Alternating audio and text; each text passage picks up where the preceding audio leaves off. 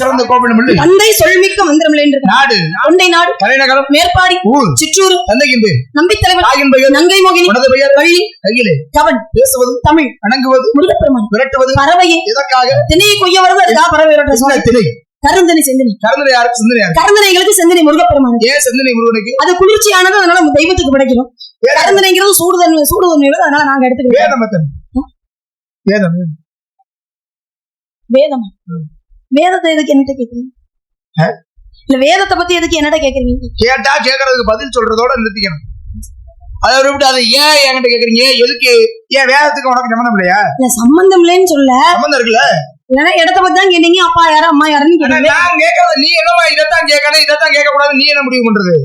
கேட்கறதுனா தெரிஞ்சா பதில் சொல்றது உங்க கடமை. தெரியல என்ன சாமி தெரியல நீங்க சொல்லுங்கன்னு சொல்றதோட நீ ஏன் கேக்குறீங்கன்னா அதெல்லாம் திமிரு இல்லையா? நான் திமுறாலாம் கேட்கல, நீங்க அதுக்கு இவ்வளவு கோவப்படுறீங்க. ஏன் கேக்குறீங்கன்னா புரியல. நான் திமுறால இருமா கேக்குறதுக்கெல்லாம் பதில் சொல்லிட்டு தானே வருது. இப்ப மட்டும் ஏன் கேக்குறீங்க கேக்குற? இல்ல வேதத்தை பத்தி திடீர்னு கேட்டீங்களே, அதனால என்ன காரணம் கேட்டா சொல்ல வேண்டியதானே. 4 வேதம் சொல்லுங்க.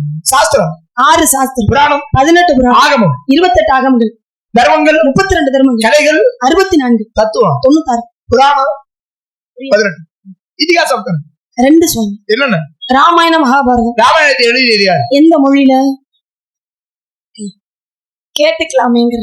ராமாயணத்தை எழுதியது யாரு? முதல் ராமாயணத்தை முதல்ல எழுதுனது நாரத மகரிஷி. நீங்க சொல்ல வால்மீகி என்று சொல்லக்கூடியவர் எழுதினார். தமிழாக்கம் செய்தவர் யாரு? அது கம்பராகப்பட்டவர். மகாபாரதத்தை யாருமா எழுதியது? எந்த மொழியில முதல்ல யார் எழுதுனதுன்னு சொல்லுங்க. ஐயோ நீங்க கோபப்படுறதுனால நான் அப்படியே இந்த மொழியில அறிவுபூர்வமா பேசணும். கேட்டா இந்த மொழியிலமா அந்த மொழியில அப்படின்னு சொல்லுங்க. கோபப்பட்டீங்கன்னா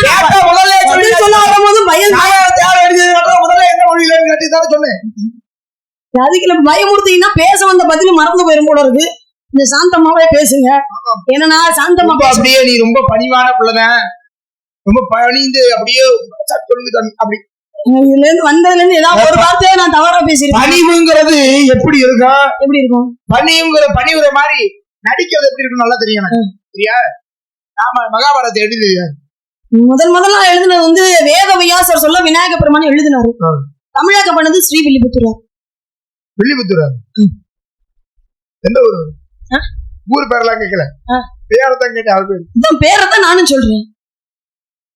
வில்லிபுத்தூர்ங்கிறது ஊர் தானே. ஸ்ரீ வில்லிபுத்தூரார் அப்படிங்கிறது ஊர் தானே. ஊர் பேரை கேட்கல, அவர் பேர் நிலைய அவர் பேரத்தான் சொல்றேன் சுவாமி.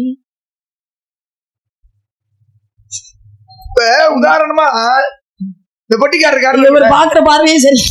இந்த உதாரணமா இந்த பெட்டிக்காரர் இருக்காருல்ல, ஒரு ஊர் செய்யாமங்கலம். ஏங்க செய்யாமங்கலம் தானே அப்படின்னா என்னன்னு கேட்பீங்களா இல்லையா? செய்யாமங்கலம் தரேன் அப்படின்னா அவரைத்தான் கூப்பிடுறோம்னு அவர் தெரிஞ்சுக்கிறேன். அது மாதிரிதான் நான் கேக்குறேன். வில்லிபுத்தூராரு அது இருக்கட்ட ஊரு, அவர் பேர் என்னன்னு? அவர் பேரதான் சுவாமி சொல்றேன், ஸ்ரீ வில்லிபுத்தூராருன்னு. சரி விடுமா, அது பிரச்சனை விட்டுருவோம். அது அப்படி விட்டுருவோம்னு சொல்லாதீங்க. ஏன்னா அவருக்கு பேரே ஸ்ரீ வில்லிபுத்தூராரு தான். எல்லாரும் ஊரு பேரை வச்சுதான் ஸ்ரீ வில்லிபுத்தூராருன்னு சொல்றாங்க போல இருக்கு அப்படின்னு நினைப்பாங்க. ஆனா அவருக்கு உண்மையான பேரே ஸ்ரீ வில்லிபுத்தூராரு. ஏன்னா ஸ்ரீ வில்லிபுத்தூரோட அப்பா பெரியாழ்வாரோட மிகப்பெரிய பக்தர். 12 ஆழ்வார்கள் மூத்த ஆழ்வாரான பெரியாழ்வார் மேல மிகப்பெரிய பக்தி. தானுக்கு பிறகு பிள்ளைக்கு அவரோட பேரை தான் வைக்கணும் அப்படின்னு முடிவு பண்ணிட்டார். பெரியாழ்வார்னு பேர் வச்சா தான் பிள்ளைய வளர்ந்ததுக்கு அப்புறம் கூப்பிடும்போது எப்படி கூப்பிடுவோம்? பெற்ற பிள்ளைய இங்க வாட பெரியாழ்வார், சரி அதை போய் வாங்கிட்டு வாட பெரியாழ்வார் அப்படின்னு சொல்லுவோம். அப்படி அவருடைய பேரை சொல்லி கூப்பிட்டா அவருக்கு அவமரியாதையா இருக்கும், அவரை மதிக்கத்தக்க வார்த்தையா இருக்காது. அப்படிங்கிறதுக்காக பெரியாழ்வார்னு பேர் வச்சாதானே மரியாதை குறைச்சலா இருக்கும். அவர் பிறந்த ஊரு வில்லிபுத்தூர். அதனால அவர் பிறந்த ஊரை தான் பிள்ளைக்கு பேரா வச்சுட்டாங்க. அதனால ஸ்ரீ வில்லிபுத்தூரார்னு பேரு. அதனால ஸ்ரீ வில்லிபுத்தூரா பிறந்தது சனியூருங்கிற வீர சோழ நாட்டுல. இல்லையா? சரி, ராமாயணத்துடைய கதாநாயகன் யாருமா? ராமாயணத்துடைய கதாநாயகன் ராமன். பிள்ளையார் வில்ல ராவணன். மகாபாரதத்துல கதாநாயகன் கிருஷ்ணன். வில்ல அவர் தான் வில்லன். இந்த ராமாயணத்துல ராமன் இருந்தார்ல, யாருடைய அவதாரம்? மகாவிஷ்ணுடைய அவதாரம் இல்லையா? இந்த ராமன் கையில ஒரு வில்லு வச்சிருந்தாரு தெரியுமா? ஆமா தெரியுமா? தெரியும். வில்லு வச்சிருந்தாரு, வில்லு அம்பு வச்சிருப்பாரு. அந்த வில்லுக்கு என்ன பேரு? வில்லுக்கு பேரன் வில்லுக்கு இல்லாம பேர் வைப்பாங்க. வில்லுதால ராமனுக்கு ஒரு பேர் இருந்துச்சு தெரியுமா? அப்படியா?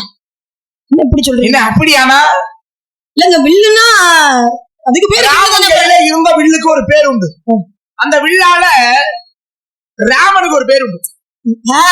மகாபாரத்தை எடுத்துக்கிட்டோம்னா மகாபாரதத்துல ராமாயணத்தை தான் கேட்டேன். இல்ல நான் கேக்குறேன். நீ என்ன கேக்குற? இல்ல கேட்கல சுவாமி, ஒரு சந்தேகம். என்ன சந்தேகம்? மகாபாரத சந்தேகம் பதில சொல்லிட்டு அப்புறமா கேளுமா. என்ன சந்தேகம்னா? ஏன் திருப்பி கேட்க கூடாதுன்னு இருக்க? திருப்பி கேட்க கூடாது.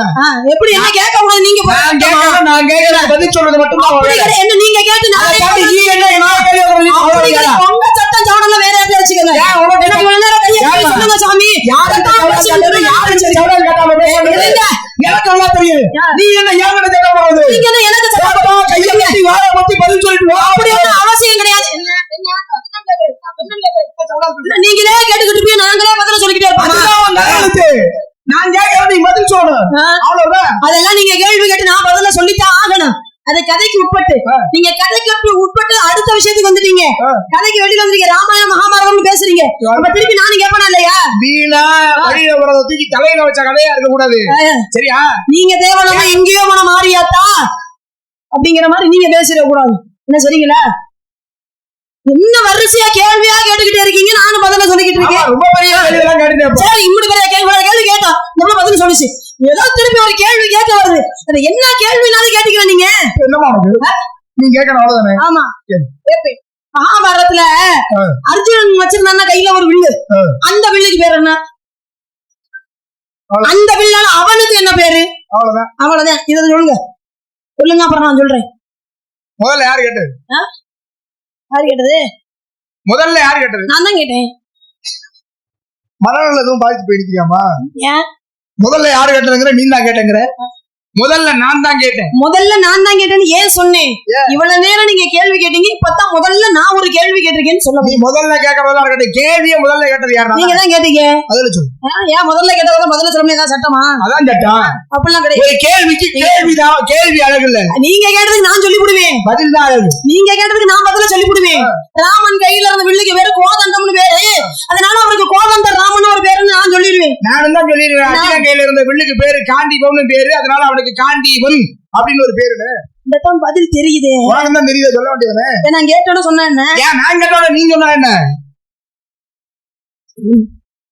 ராமர் யாருடைய அவதாரம்? யாருங்க? ராமர் யாருடைய அவதாரம்? மகாவிஷ்ணுடைய அவதாரம். மகாவிஷ்ணு கையில ஒரு வில்லு இருந்துச்சு தெரியுமா? மகாவிஷ்ணு கையில வில்ல? ஆமா. மகாவிஷ்ணு கையில எங்க வில்லு இருந்துச்சு? சங்கு சக்கரம் தானே இருக்கும். உனக்கு தெரிஞ்ச லட்சணம் அவ்வளவுதான். இதுக்குதான் என்ன பண்ண, சும்மா அந்த படத்தை மட்டும் பார்த்துட்டு அந்த ஆன்மீக கதைகள்லாம் ஒரு புத்தகம் வரும்ல வாரம் அதை வாங்கி அதுலயுமே நல்ல விஷயங்கள்லாம் போட்டிருப்பாங்க. நல்ல விஷயத்தையும் படிச்சா தானே படம் பார்த்தா. ஏதாவது மகாவிஷ்ணு என்ன சங்கு சக்கரம் தான். ஆமா, ரெண்டு கையில அதானே வச்சிருக்கேன். எவ்வளவு சம்பளம்? ஏன் கேக்குறேன்? எதுக்குன்னு கேக்குறேன். எவ்வளவு சும்மா சொல்லு. எவ்வளவு சொல்லு? 5000. இந்த ஊரை பிடிச்ச கரகத்துக்கு நாயை பிடிச்சி சூடு ஓட்ட கதையான ஒரு பழமொழி ஒண்ணு இருக்குல்ல, அப்படி இருக்கு. ஏன் எதுக்கு உனக்கெல்லாம் 5000 ரூபாய் சம்பளம்? ஏன் இப்ப என்னாச்சு? ஏமா மகாவிஷ்ணுங்கிற ஒரு தெய்வம், ஒரு தெய்வத்துக்கிட்ட என்னென்ன ஆயுதம் இருக்குன்னே தெரியல. சங்கு சக்கரம் தான் இருக்குங்கிறிய. உன்னையெல்லாம் எங்கேயாவது கூட்டிட்டு வந்தது தண்டம் தானே? சரி, ஒரு விஷயத்த நல்லா புரிஞ்சுக்கணுமா? இந்த ஊரு வரி காசு. ஆமா, நிச்சயம். வேர்வை சிந்தி உழைச்சு சம்பாரிச்சு வரி கொடுத்து அப்படி நாடகம் வைக்கிறாங்க. ஆனா ஒரு மண்ணும் தெரியாம நீ எல்லாம் வேலையில வந்து இப்படி ஒரு நின்னுட்டு காசை வாங்கிட்டு போயிடுற. உறுத்தல உனக்கு என்ன சிரிப்புன்னு கேக்குற? யாரு இப்ப சிரிச்சது? இல்ல கொஞ்சமாவது நமக்குன்னு ஒரு அடிப்படையான. சரி இருங்க, மகாவிஷ்ணு கையில வில்லு இருந்துச்சு. நீங்க வில்லு இருக்காத சுவாமி, சங்கு சக்கரம் தானே இருக்கும் அப்படின்னு நான் கேட்டேன். அதுக்காக இவ்வளவு பேச்சு. மகாவிஷ்ணுடைய அவதாரம் 50 உண்டு தெரியுமா?